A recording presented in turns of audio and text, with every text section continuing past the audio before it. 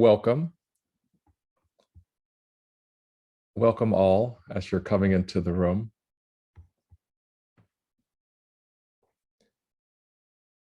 My name is Fred Wherry, and I am a professor of sociology here at Princeton University, and will serve as the moderator for today's discussion on what economic justice looks like for working families who have been targeted by debt collectors, seizing bank accounts and garnishing wages. These justice concerns are especially important now as we contemplate the systematic differences in how long racialized minorities and working class families can weather the economic storms that swept in with the pandemic. We have a remarkable panel assembled of 4 speakers to discuss how and why we need to protect working families from these abusive debt collection practices. These speakers will be supported by 2 ASL interpreters. Their names are Susan Pacheco Correa and Raymond Hernandez, and they're both from Pro Bono ASL. On the panel, we will first hear from Lucia Maddox at the Center for Responsible Lending.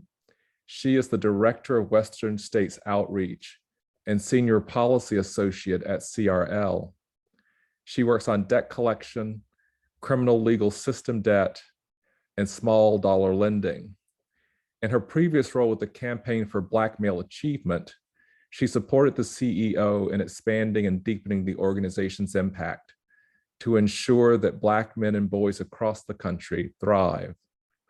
Hailing from San Francisco, Lucia received her bachelor's degree in urban studies with a specialization in sociology from Barnard College.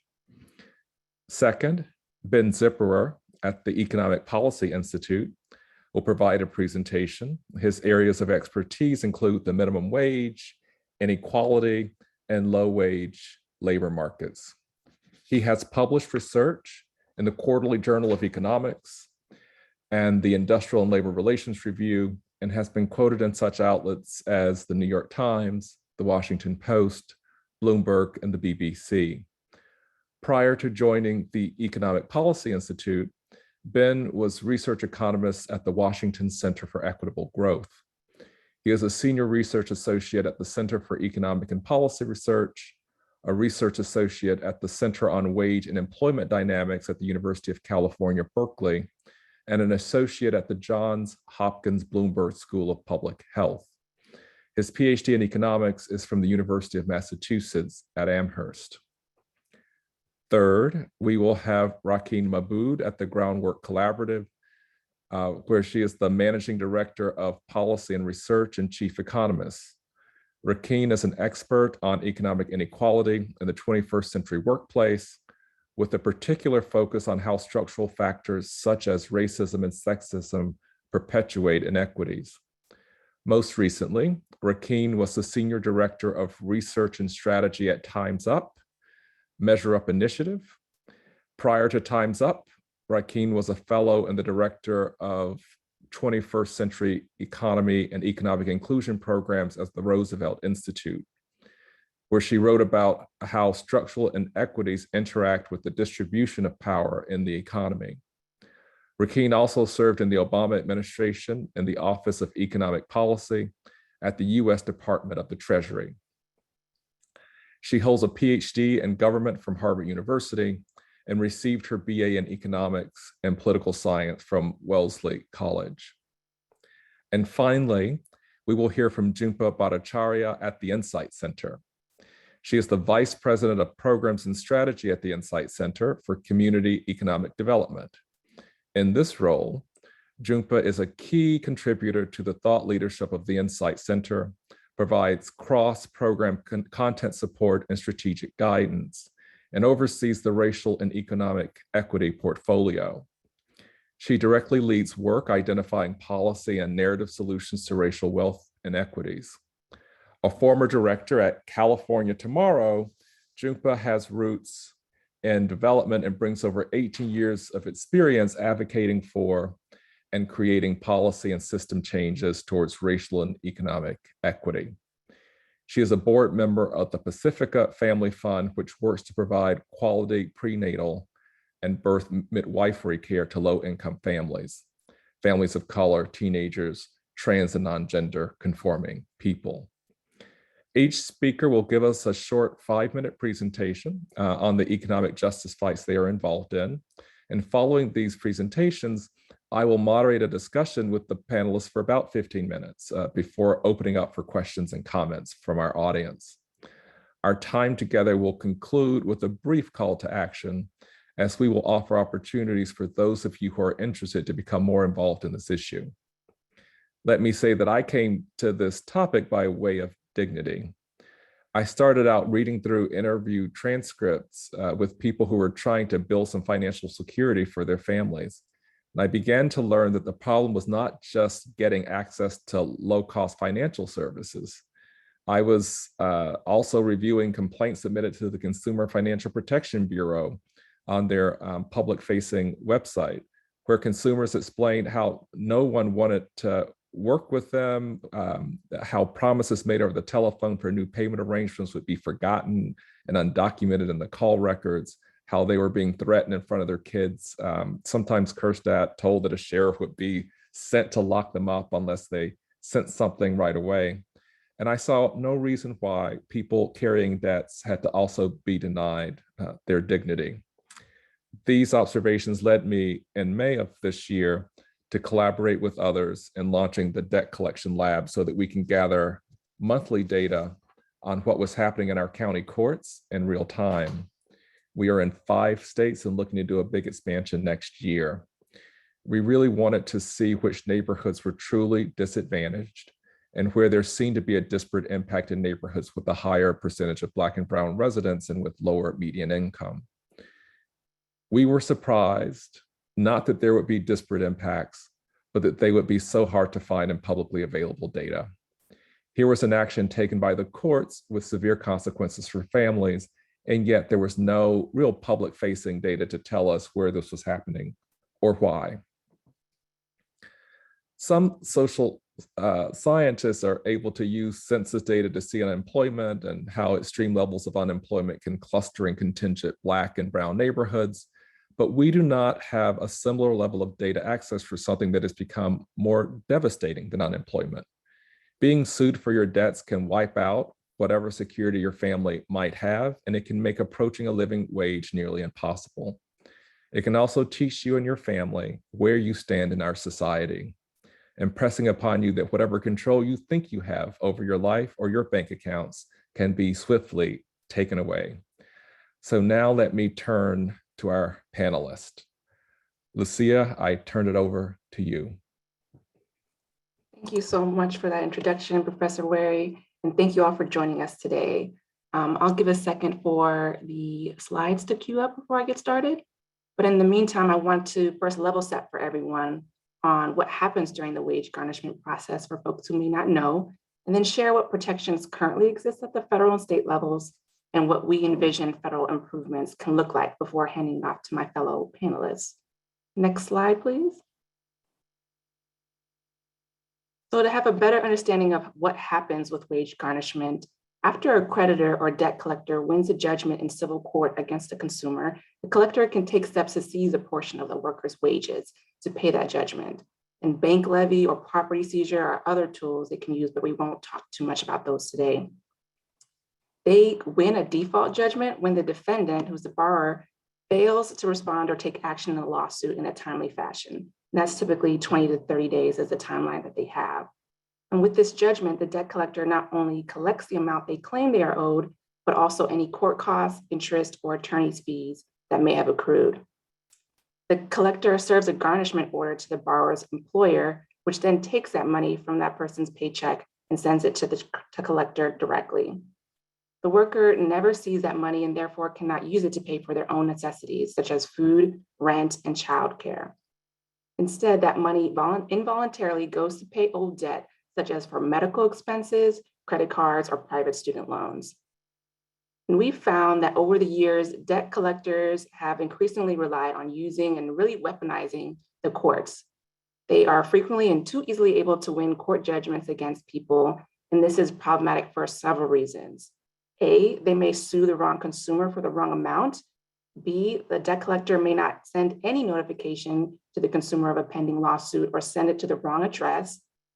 Or C, consumers don't know or potentially can't show up to court or often have no legal representation since there's no right to counsel for indigent defendants like there are in criminal courts. And they may not be responsive at first, either because they're unaware that a case is underway, they're not sure if it's legitimate, especially if the debt has been sold multiple times to third parties, or they may not have the resources to fight it. We're talking about average judgment sizes in the amount of $5,000 to $6,000, and having to pay for a lawyer and paying court fees on top of that judgment creates a huge barrier to successfully being able to defend a lawsuit. And that's why that doesn't happen that often, unfortunately. And to put this in perspective of how many people this is impacting, in 2019, 2.9% of the workforce around the country had paychecks garnished for consumer debts. Applying that rate to the entire US workforce would mean that more than 4.5 million workers were garnished that year for consumer debts. And with the ongoing pandemic, where we've seen a high volume of job loss and economic downturn, these practices have become extraordinarily harmful. So what is happening currently at the federal level in the current federal protections? We have now something called Title III of the Consumer Credit Protection Act, and that sets a floor that states can build on. And the floor has been abysmally low because the formula is tied to a stagnant federal minimum wage. And the law itself hasn't been updated since it was originally passed in 1968. So not only is the federal minimum wage outdated, but so is the law. Next slide. Under this law, a collector can't garnish more than 25% of the employee's disposable earnings, or the amount by which an employee's disposable earnings are greater than 30 times the federal minimum wage of $7.25 an hour. So to put this a little bit visually so it's easier to understand, if your disposable earnings are more than $217.50, but less than $290, they can garnish the amount greater than that $217.50. If disposable earnings are $290 or more, collectors can garnish 25% of those wages. Now, the definition of disposable earnings under this law means the amount of earnings left after legally required deductions are made. And examples include federal, state, and local taxes, Social Security, and Medicare. But there's certain things that are excluded from protections, and that includes child support payments, alimony, certain bankruptcy court orders, or debt from state or federal taxes. So what currently exists under federal law using this formula leaves low-income families little to nothing left of their paycheck to cover their other expenses. And there have been recent attempts to update this law.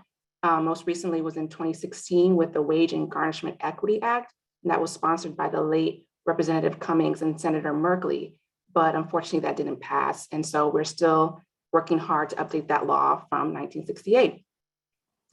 And looking at what protections exist at the state level, as I've mentioned, states can go beyond that federal floor, and about 2/3 of our states have done so already to some degree. And 4 states in particular, the Carolinas, Pennsylvania, and Texas, don't allow wage garnishment for the majority of consumer debts at all. And other states protect either just what the federal law mandates, the bare minimum, or a little bit more than that. And what we at CRL are proposing is to modernize wage garnishment protections to meet current economic realities. We began to look more closely at federal policy solutions to protect consumers from harmful garnishment late last year. We partnered with National Consumer Law Center on this effort, building on the groundwork they've laid for the past several years on wage garnishment protections at the state and federal level. So what we're looking to do is raise that federal floor from $217.50 per week to a flat amount of $1,000 per week to reflect the amount a small family needs to meet their basic essentials.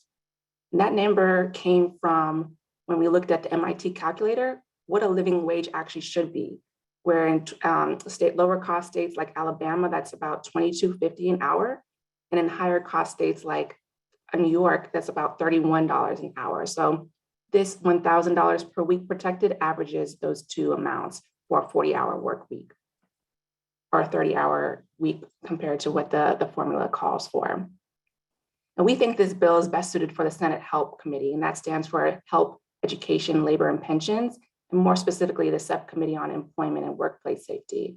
And at this stage, we're waiting to hear back about a potential bill author, which is exciting, who would be interested in championing this proposal. And we would be happy to talk more offline after this webinar about how to get involved for those who are interested. And with that, I'll turn it back to you, Professor Wherry. Thank you very much. Thank you, Lucia. And now for Ben.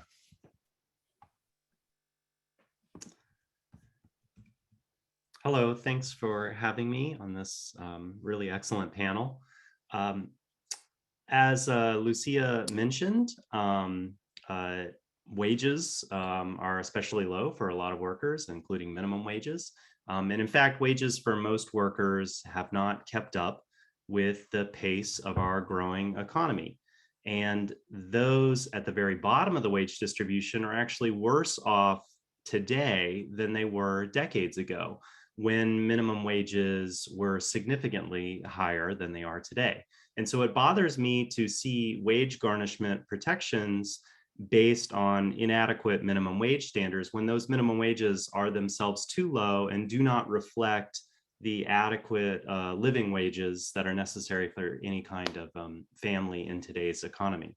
So laws that base wage garnishment protections strictly simply on just minimum wage laws are not protective enough to maintain any sense of economic security for those workers directly affected and also their families.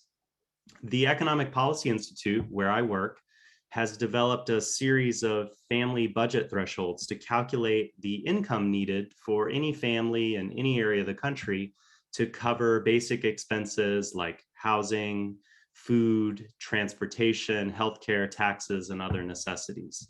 So these are very modest and in some ways extreme budgets. They don't include any savings whatsoever or for retirement or emergencies, but they give a sense of basic living expenses. By accounting for these basic living expenses, we find that our family budget thresholds require incomes usually much higher than the equivalent minimum wage income or even federal poverty thresholds, both of which are sometimes used to calculate the amount of wages that are protected from garnishment. To be very concrete, we find that in every area across the country, workers need jobs that pay at least $15 per hour, even if they work full-time, 40 hours a week, 52 weeks a year. There is not a single area in the country where you can make ends meet with a job paying less as a single adult, even if you have no children. Unfortunately, this hourly wage level is much higher than most existing minimum wages in this country, and it's also higher than the equivalent amounts protected from garnishment in most places. We know today in 2021, about 1 in 5 workers, or about 20% of the workforce, earns less than $15 an hour. And that problem is worse for people of color. 1 out of every 4, or 25% of Black or Hispanic workers makes less than $15 an hour.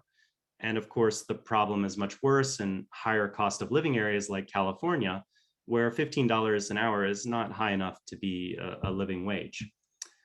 Now, had minimum wages actually increased in line with productivity in our economy, then both wages and the wage garnishment protections based on them would be much higher. 50 years ago, the federal minimum wage in this country was about $10.60 per hour in real inflation adjusted terms. That is, if you adjust for the cost of living increases since then. Today, the federal minimum wage of $7.25 per hour is 30% lower than it was 50 years ago, even though the productivity of the US economy has more than doubled. Had minimum wages tracked productivity growth over the last 5 decades, the federal minimum wage today would be more than $22 per hour. So federal government law and state laws that base wage garnishment protections on either the federal minimum wage or inadequate state minimum wages that do not cover basic costs of living are completely inadequate and put low wage workers and their families at great risk. Raising the national minimum wage and state minimum wages would help somewhat, but it would also be helpful if there were more recognition that minimum wage income, even if the minimum wage were substantially raised, is not enough to maintain economic security for many families in many areas of the country. And I'm very pleased that there are many people on this panel and in the audience working to reform these outdated standards and increase the protections for low-wage workers and low-income families. Thanks so much, Ben. Now we will hear from Rakeen at the Groundwork Collaborative.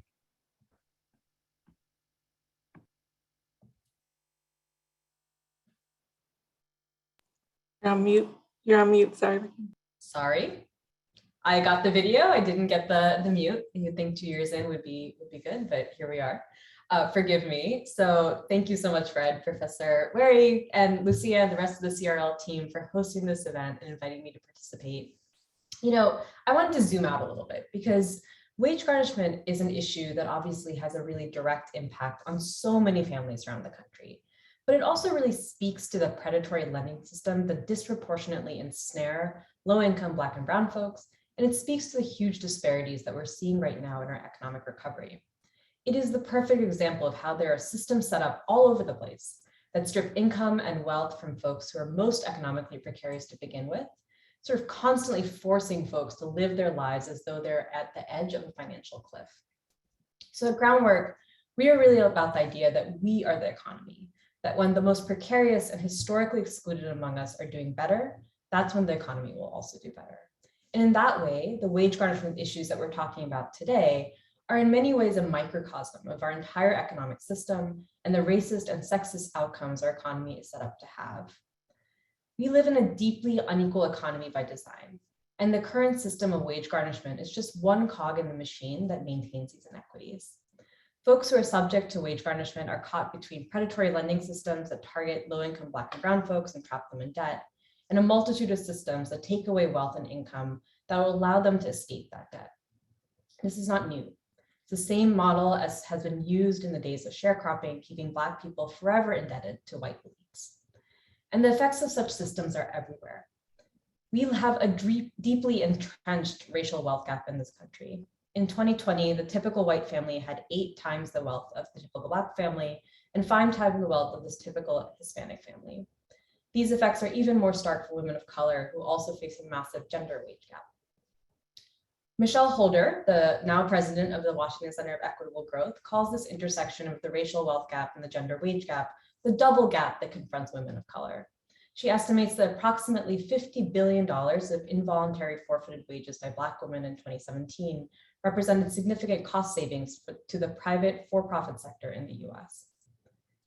These are long-standing issues. These are not issues that are just caused by COVID or other proximate crises, but it is undeniable that COVID crisis has made people's economic situations worse and more precarious. COVID has brought to light all of the ways in our economy has never centered all of us, but rather has kept people around the country trapped in precarity. We have a bunch of legislation on the table right now that might address some of these issues. So, you know, keeping this very C3, I will just say that the policy proposals that are in this package are deeply important and an important first step, big down payment towards building that economy that truly works for everyone. The last thing I'll say is that, you know, all of these programs that we're talking about today are only as good as the system that the money goes into. When we talk about cash transfers, when we talk about wage garnishment, if the system is broken and we're pouring money into a broken system, things are not going to work. So I think we really need to see this issue as part of a greater whole that, you know, we're all in the work of trying to address. So I'll pause there and turn it back over to Fred. Thank you. Thank you so much, Rakeen. And now we'll hear from Jhumpa at the Insight Center. Yeah, can y'all hear me? Just doing a check. Okay, great, thank you. Thank you so much for inviting me to be a part of this very esteemed panel. Again, I'm Jhumpa Bhattacharya, the Vice President of Programs and Strategies at the Insight Center. And we are a national organization that centers race and gender in the pursuit of economic justice. And we've done a lot of work around racial and gender wealth inequality. And as Rakeen just talked about in her spiel right before me, right now in America, the average white family has 8 times the wealth of the average Black family and about 5 times the wealth of the average Latinx family, right? And we know that there are disparities within the Asian community as well, but we don't have very good data in terms of disaggregated Asian data. And being someone of the Asian diaspora, South Asian, I don't like to use blanket Asian data because it just does not tell the whole story. So what I'm here to talk to you all today about is debt from the criminal legal system in America, right? And so we do a lot of work, like I said, around addressing racial and gender wealth inequality. And we find that mass incarceration, our system of policing in America, is a wealth stripping mechanism, particularly for Black and Brown families in America. So I'm going to talk a little bit about what that is. At every point in the criminal legal process in America, state law, and sometimes federal law, but most often state law, authorizes counties and local municipalities to charge what we call administrative fees. So in addition to the fines, like say you get a traffic ticket or a loitering ticket, something like that, you pay a fine, that's your ticket. There are fees that are put on top of that, right? And these are administrative fees. From booking to arrest to representation by a public defender to probation services, an individual can face a host of different administrative fees, including a fee for collection of these fees, right? Like we are really, really putting on tons of layers to this onion. There are so many fees that we collect on people. These types of fees are incredibly burdensome. They create financial hardship. They limit employment prospects for individuals seeking to re-enter their communities. And most importantly, they disproportionately harm low-income people of color, Black and Brown communities in general. And that's not because Black and Brown communities are out there causing more crime. It is because Black and Brown communities are targeted and surveilled, overly surveilled by police. So they go into these spaces, into these communities, and they are arresting folks, right, for things or finding ways to pull them over for nominal things, right? For broken taillights, for you're grasping too long on your lawn, right? And we know that there are multiple reports out there. The Ferguson report done by the Department of Justice, when they were looking into when they're looking into what was happening in Minneapolis, they saw that the police department, this is a quote straight from the Ferguson report, the police department is actually seeing Black residents less as communities of places to protect, but more as bank accounts, right? Places just to collect money from. And we've seen time and time again that in moments of recession, right? So during 2007 to 2010, we saw that what counties and municipalities are doing in order to balance their books is they raise the price of these fees. So something that was $20 before now becomes $90. And again, this is the practice of balancing budgets or paying for public goods by taking money away from Black and Brown communities. We also know that Black and Brown communities, as has been discussed in the panel before, are the ones that were deeply impacted by COVID, lost jobs, were forced to work in unsafe conditions, do not work in sectors that give them paid leave, sick time, retirement benefits, right? And so they were the ones that were disproportionately harmed during COVID. And so on top of being overly surveilled and targeted by police, they are working in a labor market that actively discriminates against them and are put into financial precarity. So what we found, like in California specifically, where we do a lot of our advocacy and policy work, we were talking to people, impacted individuals that were in tens and thousands of dollars in debt from these legal fees that were imposed on them throughout their lives, right? So we became involved with a collective called the Debt-Free Justice, or coalition rather, called the Debt-Free Justice California Coalition, which is a coalition of legal experts, of academics, of grassroots organizers, impacted community members, and advocates that were really looking at ways to stop this type of wealth extraction from happening in California, and to eliminate these types of fees that are currently in California books. And so what we've been able to do in the last 3.5 years is we have successfully advocated to abolish over 40 fees within the state of California that are charged. Again, these are fees that are charged, administrative fees that are charged simply because you got a ticket to balance our budgets. And we expunged $16.4 billion of debt, billion with a B, right? So that's $16.4 billion that are no longer being collected from Black and Brown families. It allows them to keep a roof over their heads, food on the table, keep the lights on, all of these things, right? And again, get away with that emotional stress, the mental stress that comes along with having this debt hanging over your heads. So, most of this debt is uncollectible, but the state does try in every way which possible, which is through wage garnishment, to collect on this debt. So we were really, really proud that we were able to release the $16.4 billion that is no longer hanging over. We also charge interest on it, right? We charge 10% interest on it. And so we're hoping that California is leading the way for other states to follow, to stop charging these racist, unjust, and criminal legal fees within the system. And I'll stop there.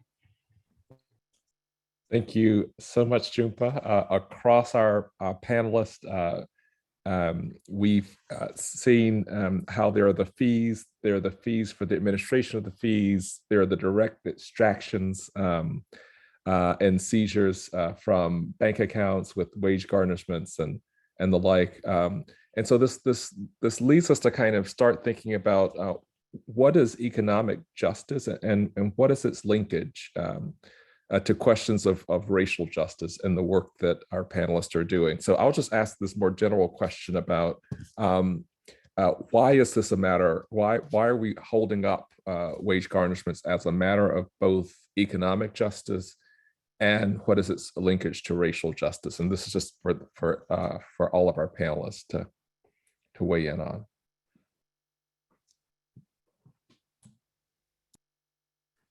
Thank you for that. I can share this, Lucia. Thank you for that question. And I think because we've all talked about how this issue disproportionately impacts people of communities of color, that the solutions have to be really targeted as well. So as the other panelists mentioned, the same holds true for debt collection lawsuits, and judgments that disproportionately impact communities of color due to systemic and historical discrimination in financial services, housing, and employment. And Eric, if you could show the last slide that I had from the Urban Institute to show a visual of how this debt collection kind of plays out, I can show folks just briefly.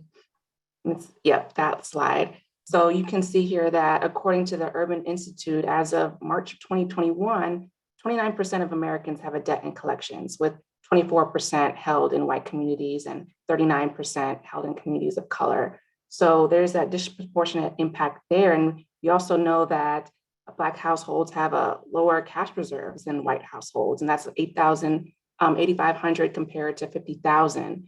And so when we think about this as a racial justice issue, there's a lot going into the racial wealth gap, and this wage garnishment protection is one tool to help folks, but it's really going to require a lot of strategies for us to come and find solutions to really help folks. And this is tied because if we're tied to other fights in the matter of, if we're trying to raise a minimum wage, which is long overdue, it makes no sense to then garnish all that money out and leave folks in the same position, if not worse than they were in before. So if we're really tied to raising the minimum wage and really giving folks more income to support their families, we need to find ways to protect that money. So I just wanted to draw that comparison and that connection to some of the other topics that the panelists have been talking about.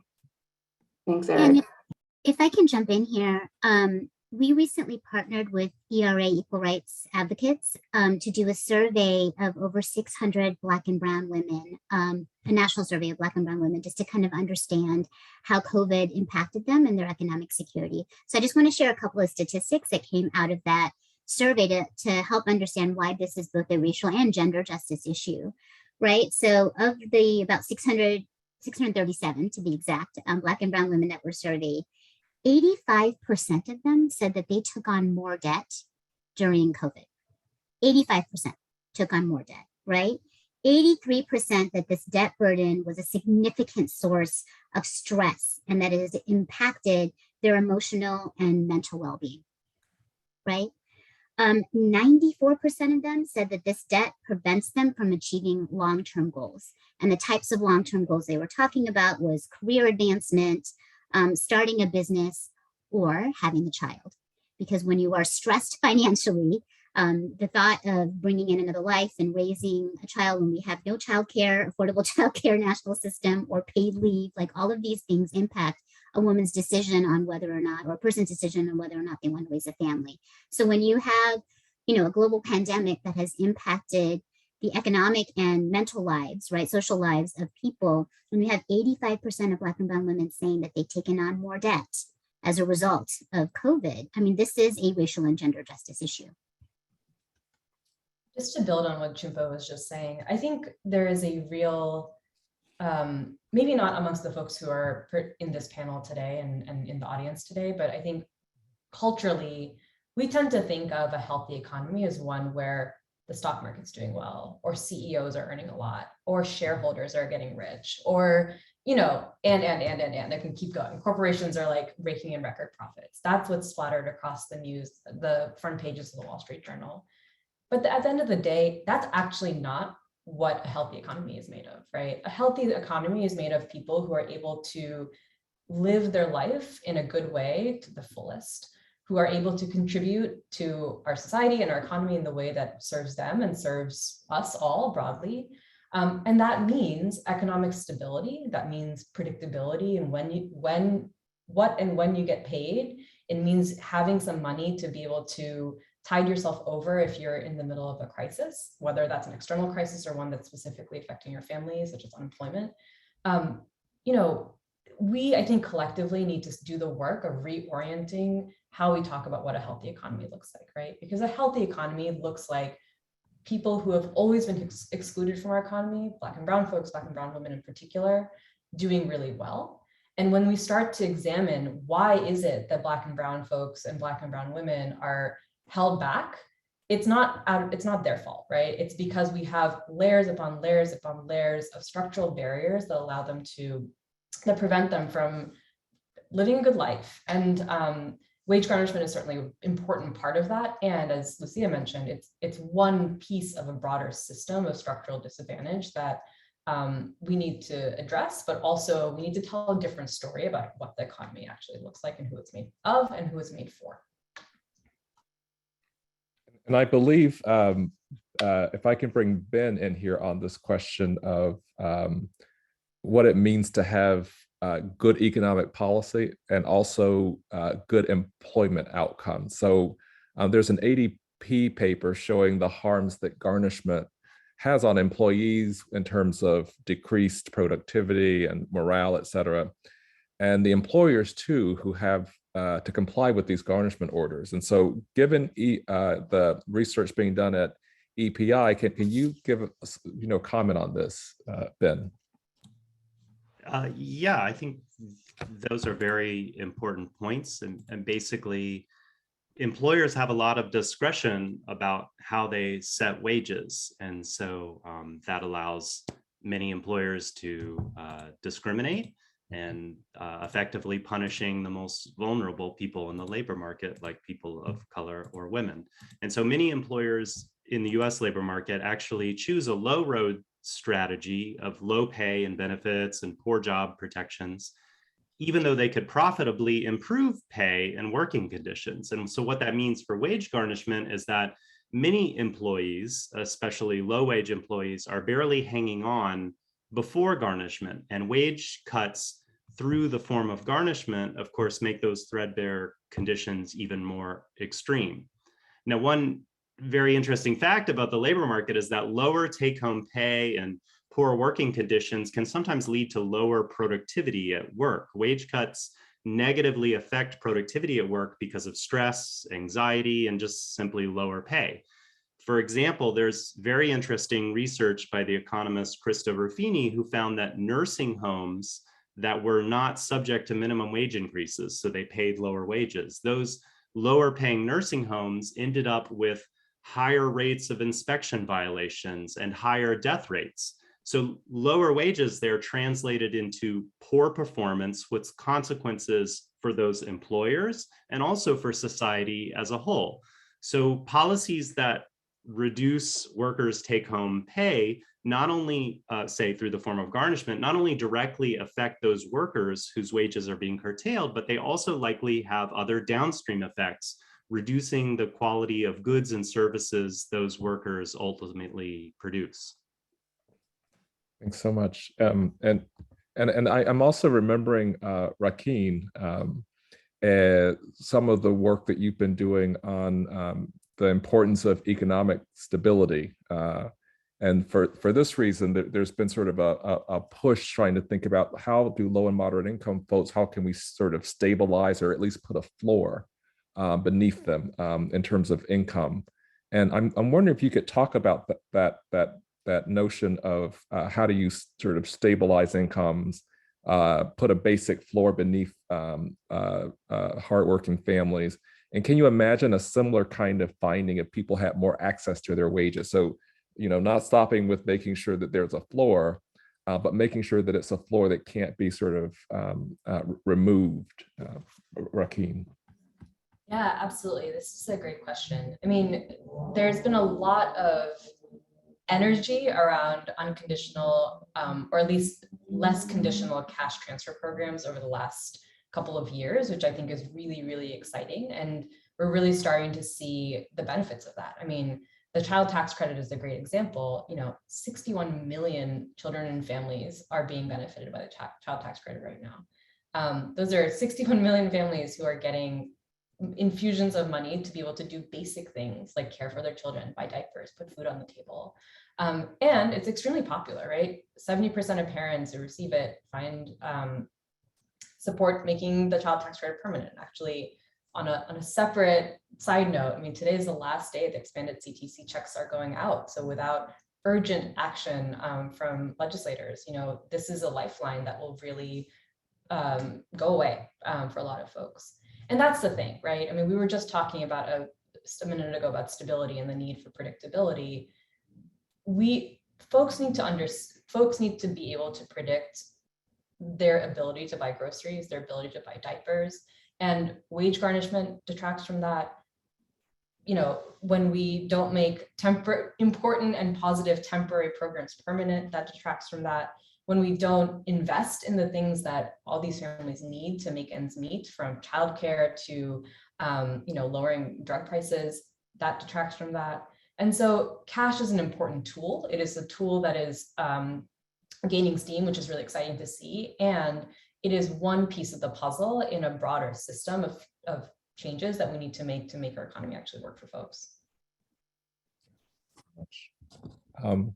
And then for Jhumpa, are there any debt collection or wage garnishment related takeaways from the national survey that Insight administered, or anything else on the way debt or which kinds of debt impact low-income communities and people of color, and how it intersects with this fight on wage protections?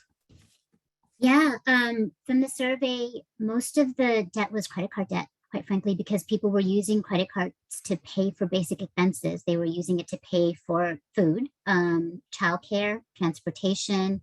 And I think, people go into debt, particularly low-income Black and Brown folks go into debt because we have completely divested from investing in public goods, right? So things, and this has a lot to do with kind of our notions of deservedness and who we see as deserving to have their very basic needs met. And we have told ourselves, or we have this narrative that you are not deserving unless you are kind of working in a very specific type of definition of work at a full-time job, never make a mistake, never do anything that accidentally, takes you off the pathway of being deserving, rather than having a narrative that you are deserving simply because you are human, right? You are human, and therefore you deserve to have a roof over your head, food on the table, the lights on, access to the internet, all the things in which we need to survive in this life, right? So what if we lived in a world where that basic floor was given to you? Then you wouldn't have people going into debt. People go into debt not because of personal failure, not because of a moral because they're immoral, but because they have to pay for basic needs, right? And so I think, when I look at the statistic that 85% of Black and Brown women from our survey had to take on even more debt just to pay for basic expenses, what that tells me is it's the larger story of the economy and kind of the state of our nation in terms of what we have chosen to invest in, what we have chosen to prioritize in our resources. And we've consistently have been saying we are prioritizing profits of CEOs and shareholders over those of the needs of people. And that is what has driven us to have an upside down economy, where you have the wealthiest 1% have access to so many things and the rest of us really just struggling to meet our very basic needs. Yeah, so and as we're thinking about what causes people to struggle, I want to just loop back to Lucia briefly. And can you talk a little bit about the linkage with high cost lending? So we know that there are fines on fines and fines for the administration of the fines, and we know that there's all of this happening, but there's also this high cost lending, and it's not going away. So can you talk a little bit about that and its linkage with wage garnishments?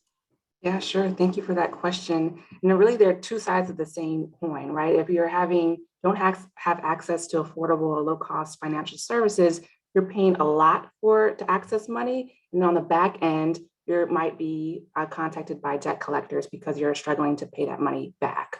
And we've seen that a lot with payday lending in particular, and seen some data where during the pandemic, payday borrowing actually went down because folks were receiving cash assistance and there were forbearances and accommodations for folks during that time. And that was a good thing, but we also recognized that it was temporary. And as soon as these forbearances and supports for folks are lifted, you might see a return back to high cost borrowing and folks needing to take payday loans out. And it really contributes to the fact that if it was unaffordable to begin with, obviously they're going to struggle, families are going to struggle to pay it back. And so unfortunately, those are intricately tied, and we need to address that by protecting more in their wages. It doesn't matter if they're either getting more in wages with a wage increase or getting more by having access to products. If they're not, they're going to struggle on the back end. So, thanks so much.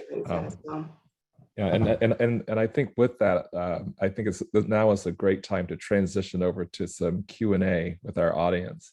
And the first question is a question about what strategies can states use to strengthen wage protections, or what recent state wins have you seen?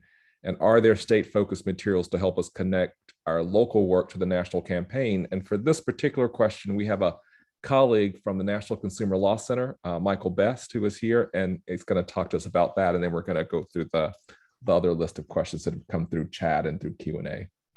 Michael. Thanks so much, Professor Wherry, and thanks for being on the panel. Really amazing information. I would say in the last couple of years, the victories have been around sort of this dynamic of the state of tying garnishment protections to the higher state minimum wages. So Maryland, Minnesota, Virginia have improved their laws by protecting 30 times their higher state minimum wage as opposed to the lower federal minimum wage, which gives workers some additional protection over the federal law. Several other states in DC already base their protections on the state minimum wage. So those protections have increased as those state minimum wages have increased, but it's still not enough to protect a living wage. Looking forward, I would say there is a bill to increase wage garnishment protections to around 1,000 a week. It's in play in Massachusetts still. And we do expect garnishment bills in other states next session. So we do expect to see some bills moving forward on this, getting closer, at least trying to get closer to that $1,000 that we were talking about. In terms of strategies, a lot of it's been touched on, but definitely use the data from Professor Wherry's debt collection lab and the Urban Institute's Debt in America map that was CIA flagged to show how dire the debt collection crisis is in your state and how this is a racial justice issue. That's the first thing I cite in any conversation I have around debt collection reform in the states. I think that difference between the debts in collection in white communities versus in communities of color is really often surprising to people and stark and persuasive. So I always, lead with that. Build the big economic justice tent you all have been discussing on this webinar. I think groups ranging from labor to civil rights groups to asset builder coalitions care about this. I've been working, as I said, on this bill in Mass for some time now, and we've been able to build a pretty big tent of people who support these that you would be surprised beyond the traditional consumer groups and legal services.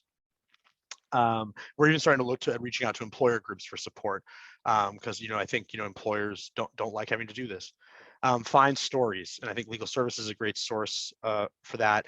Of people whose wages have been garnished. This is key. Is I think the technical conversation about multipliers, percentages, it becomes abstract really faster for decision makers, and it's really key to humanize this, to show that this is really about keeping food on the table, keeping rents above people's heads.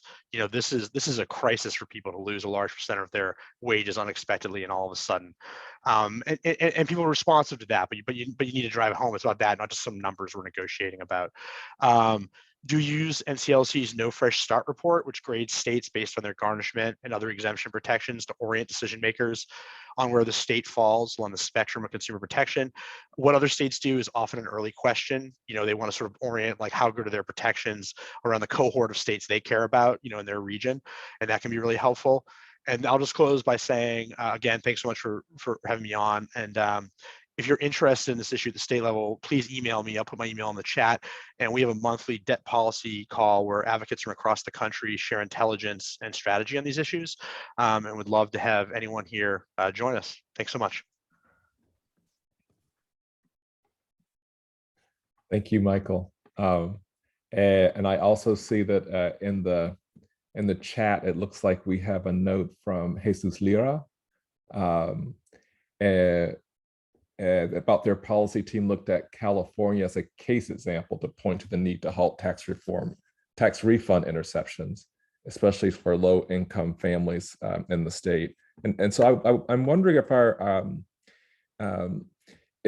panelists might comment on just how this issue of intercepting other people's money, how that might play sort of across what we think of as our traditional political lines. Is this one of those issues that really has the potential to really sort of resonate with people who are concerned with an overreach of courts and the state? Is this one of those issues that really should be kind of a sort of a standard American concern versus any concern owned by any particular party? So I'm opening that up over to any of the panelists who wish to comment on this. I mean, I'll start. It should be 100%. It should be, but I think we also have to be very real about the way anti-Blackness in particular clouds, again, who we see as deserving and who we see as people to take from, right? And our country, the reality is our country has a history of seeing Black and brown bodies as places that we take and take and take from their labor, their joy, their music, whatever, right? Like this Black folks are people that we take from. And I think if we don't have strong values alignment around that, right? For groups coming together that really understand how and why the systems were set up the way they were, I'd be careful in who we get into bed with, right? So I'm all for having bipartisan coalitions and people coming from different walks of life, but I think it's really important to be values aligned and principally aligned to understand what the root cause of the problem is. Because you see things like the Koch brothers, like that are really into looking at criminal legal reform, but I think we need to look at why. And are they just looking to replace one system, one predatory system that's a public predatory system with a private one that they can then profit off of, right? So I think what we want to ensure is that when we are working together, we are working to ensure that all people, regardless of race, gender, color, documentation status, again, are deserving of like the very basic things. And what are the ways in which our systems, our economic policies, our social policies, the way our practices prevent people from just having their very basic needs met or prevent us from seeing them as deserving and fully human. Those are the things I think that we need to be on the same page with when we get in bed with different people and coalitions. Other perspectives or responses on this particular question? And the only follow-up question I'll ask on this is there some minimal viable outcome on which, even if you're not values aligned, for that particular outcome, it might be okay.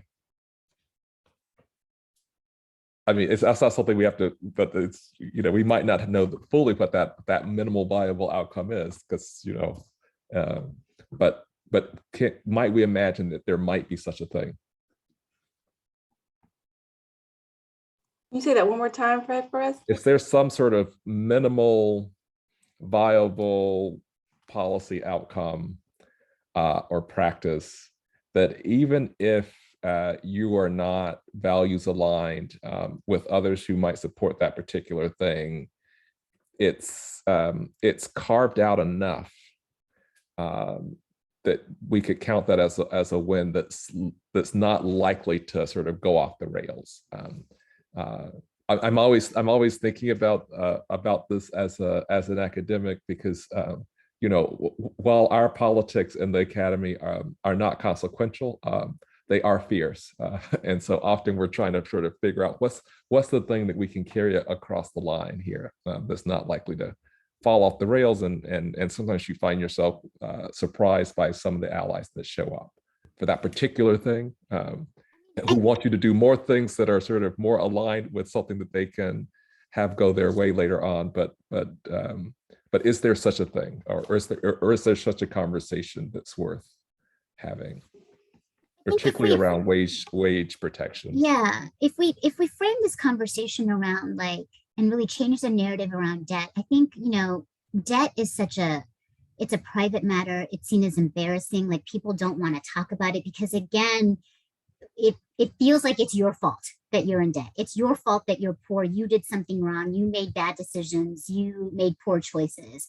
When the reality is, it is systemic conditions that have put you in the place to have to take out a payday loan, right? To have to run up your credit card bill that charges you a 25% APR, right? Like, and so I do think, like, American values do say that everybody has access to freedom, choice, and dignity. And so we can get behind that. I do believe that we can get behind that. And I do believe that we can get behind everyone is deserving of having their basic needs met, right? And what happens is, when you have this debt anchor and you have things like wage garnishment happening, this is contributing to the unhoused population, the skyrocketing unhoused population that is happening right now in America, right? This is attributing to childhood poverty and just poverty in general. Like, this idea of debt, like the people not having their very basic needs met. And so I hope that is something that we can all coalesce around, and it shouldn't matter what political party you're a part of, that you should believe in those things and understand, and kind of take away the hidden elements of debt and like the private and the shame around debt, and just talk about it more as a systemic issue. I think that could be a path forward in what you're talking about. Yeah, and real quickly, because I know we're almost at time, James brought up a good point about the 36% national rate cap that's being pushed. Well, it currently exists under the Military Lending Act, and actually CRL and other groups are working on extending that to veterans and other consumers. And so the tip of the spear is this passed under bipartisanship a couple of years ago, the Military Lending Act. And so we really want to extend it to all communities. And that same thing applies to wage garnishment protection, and really expanding what we have currently that hasn't been updated in decades. So I really like that connection there. And thank you for raising that, Jhumpa and Fred. And in the minute that we have left, we'd like to put in a link into the chat. And so it's a link to a form that you can fill out to get further involved. It is our version of a call to action. But what I hope has been remarkably clear is that the system that we have doesn't work, and that for a lot of both employees and employers, it is creating the kind of burden that helps no one who's trying to do the right thing. And so with that, please join me in thanking our panelists for a remarkable conversation. And I thank you for your engagement. Good night. Thank you. Thanks, everyone.